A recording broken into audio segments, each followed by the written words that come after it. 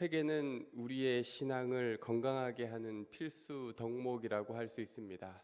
많은 사람들이 회개는 일회적으로 끝나는 일이라고 생각할 때가 많지만 회개는 우리의 삶에 여전히 계속되어져야 할 과정 중에 하나입니다. 회개는 악한 길, 악한 행위에서 돌아서는 일을 이야기합니다. 하지만 거기에서 끝나지 않습니다. 옳은 길, 바른 행위로 나아가는 순종이 필요합니다. 나의 죄악에 대하여서 비통해하기만 한다면 그 회개는 반쪽짜리 회개가 되고 말 것입니다. 결국 회개의 완성은 순종으로 나타나는 삶의 변화여야만 합니다. 세상의 길에서 돌이켜 하나님 나라의 백성다운 삶으로 나아가는 것입니다. 오늘 본문의 세례 요한은 대표적으로 예수님의 오심을 준비한 사람입니다. 그렇다면 그가 주님이 오실 길을 어떻게 준비하였을까 살펴보면 모든 복음서는 동일하게 그가 회개 운동을 일으켰다라는 것을 알 수 있습니다. 세례 요한은 그 당시 화제의 인물이었습니다. 탄생부터가 그의 다른 사람들의 이야기거리가 되었고 광야에 서 있는 그 선지자를 보기 위해 수많은 사람들이 그를 찾아갔습니다. 많은 사람들은 그를 메시아라고까지 생각하였습니다. 그런데 세례 요한은 회개하러 오는 사람들에게 그다지 친절하지 않았던 것 같습니다. 오늘 말씀에서 나오는 그의 이야기를 들어보아도 그러합니다. 독사의 자식들아, 누가 너희에게 일러 장차 올 진노를 피하라 하더냐. 유대인들에게는 최고의 욕이라고 할 수 있죠. 뱀은 사단을 상징하는데 독사의 자식들이라니요. 이렇게 이야기하는 데에는 다 이유가 있었습니다. 요한을 찾아온 많은 사람들은 스스로는 구원받은 백성이라는 자부심을 가지면서 정작 구원받은 백성다운 삶을 전혀 보여주지 못하고 있었습니다. 그래서 세례 요한은 말합니다. 너희 스스로 아브라함의 자손이라고 생각하지 마라. 하나님이 이 돌들로도 아브라함의 자손이 되게 할 수 있다.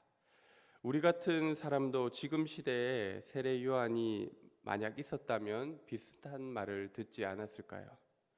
천국에 갈 티켓은 이미 확보되었다는 그런 생각하지 마라.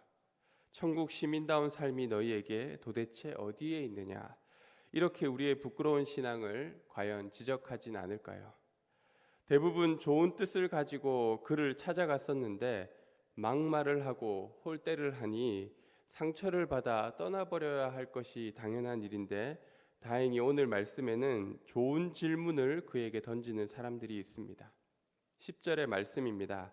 무리가 물어 이르되 그러면 우리가 무엇을 하리이까? 아니 세례 요한 선생님께서 말씀하시는 그 회개에 합당한 열매가 도대체 구체적으로 무엇입니까? 그러자 드디어 세례 요한이 각자의 삶의 상황에 맞게 그들에게 나아가야 할 방향들을 가르쳐 주고 있습니다. 먼저는 좀 나누라고 말하고 있습니다. 아마도 이 말씀은 바리새인과 같은 부자들에게 한 말일 것입니다. 옷 두 벌 있는 자는 없는 자에게 나눠주고 먹을 것이 있는 자도 그렇게 하라는 것이죠. 자기 것만 챙기고 욕심 부리며 살아가면서 하나도 나누지 않으면서 어떻게 회개했다고 말할 수 있느냐? 회개했다고 하면서 사랑의 실천이 없다면 그 회개가 제대로 된 회개가 아니라는 것이죠.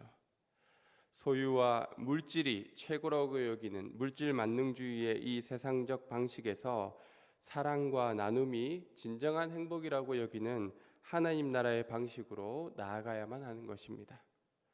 세상에서는 욕심 부리며 사는 것이 당연한 일이었지만 이것이 참 잘못된 일이었구나 깨달아야 하고 그와 반대되는 하나님의 사랑을 실천하고 그 뜻에 순종하는 것이 이것이 바로 참된 회개라는 것이죠.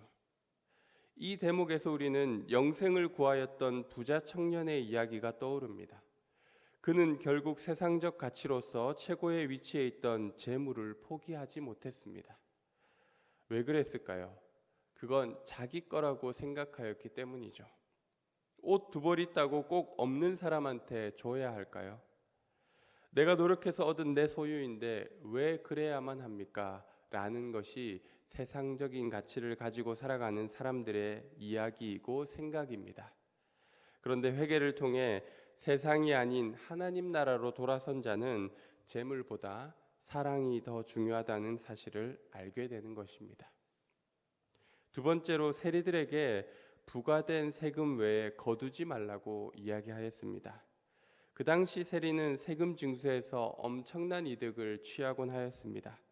정복국인 로마에 바칠 돈이 1이라면 추가로 10을 떼먹은 것이죠. 정직하지 못하고 공의롭지 못한 일이었지만 세리라면 모두가 그렇게 하였던 것입니다. 공의롭지 못하고 거짓과 불법이 자행하는 것부터 그만두는 것이 회개의 열매라고 할 수 있습니다. 이 이야기에서 우리는 그 회개를 온전히 이룬 삭개오의 이야기가 떠오릅니다. 하나님 나라에 들어가기 위해 그리고 예수 그리스도의 참 제자가 되기 위해 자신의 죄악된 행실을 버리기로 작정하였습니다. 그는 자신이 속여 빼앗거나 부당하게 거둔 것이 있다면 그 값의 4배를 쳐서 갚겠다라고 이야기하였습니다. 즉 자기의 모든 소유를 잃어버린다 할지라도 공의로운 선택을 하겠다고 다짐한 것입니다.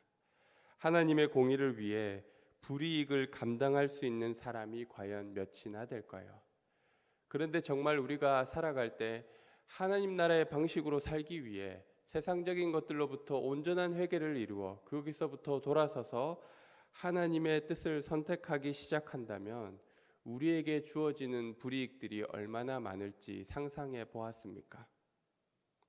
세상으로부터 돌이키는 것, 잘못되었다고 생각되어지는 부정과 불법으로부터 냉정하게 손을 떼는 것, 거기에서 회개의 열매가 열리기 시작하는 것입니다. 또한 군인들에게는 공권력을 함부로 사용하지 말라고 이야기하고 있습니다. 힘이 있다고 사람들을 깔보고 괴롭히는 일은 인간사에서 흔히 볼 수 있는 일이죠. 우리 주변에도 볼 수 있고 학교나 사회 어느 곳에서나 자행되는 일이죠.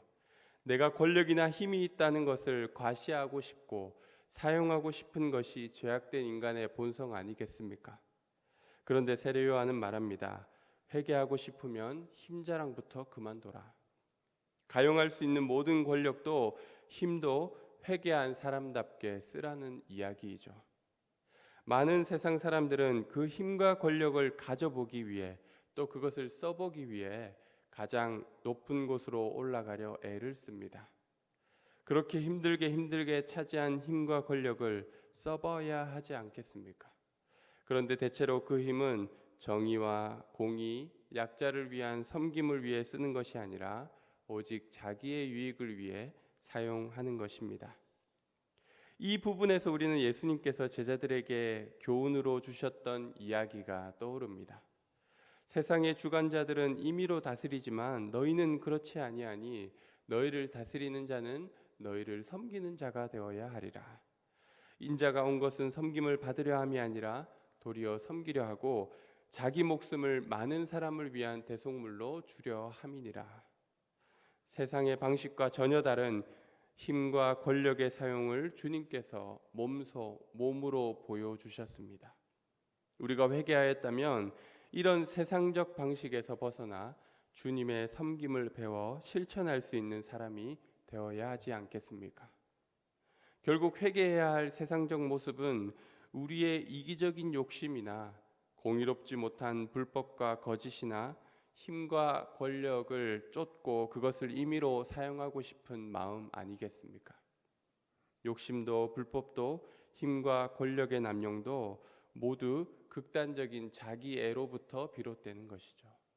세상의 주인이 자기였고 자기만을 위해 살아가는 많은 사람들, 세상에 우리가 흔히 볼 수 있는 일반적인 모습이 그와 같지 않습니까? 그리고 그것이 옳다라고 얘기하는 것이 세상이 아니겠습니까? 회개에 합당한 열매는 우리가 회복해야 할 하나님의 형상대로 살아가는 것입니다. 그것은 바로 자기중심적인 삶이 아니라 하나님을 사랑하고 이웃을 사랑하는 삶입니다. 회개에는 2가지 면이 있다고 말씀드렸습니다. 어두운 면을 발견하는 눈이 필요하고 참빛을 사모하고 열망하는 마음이 필요합니다. 어두운 면은 이 세상의 죄악된 현실을 직시하는 눈입니다. 그리고 그 죄에 나 또한 가담하고 있었다는 사실을 인정하는 것입니다. 그런데 여기서 끝난다면 그 회개는 반쪽짜리 회개입니다. 참 빛과 진리 되시는 예수님을 열망해야만 합니다. 그리고 그분이 보여주시는 하나님 나라로 뛰어가야만 하는 것입니다. 삶의 변화와 순종을 통해 하나님의 나라의 백성이 되는 것, 그것이 적극적인 회개의 영역이며 완전한 완성이라고 할 수 있습니다. 주님이 우리 가운데 마음껏 역사하실 수 있도록 세례 요한이 하였던 사역대로 주님의 오실 길을 우리 또한 준비해야만 할 줄로 믿습니다. 그것은 우리의 회개로 비롯됩니다.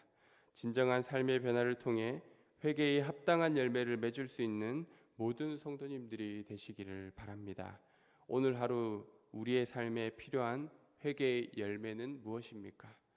마음을 다해 돌아보고 그 하나님 주시는 마음에 순종할 수 있는 우리 모두가 되기를 소망합니다. 기도하겠습니다.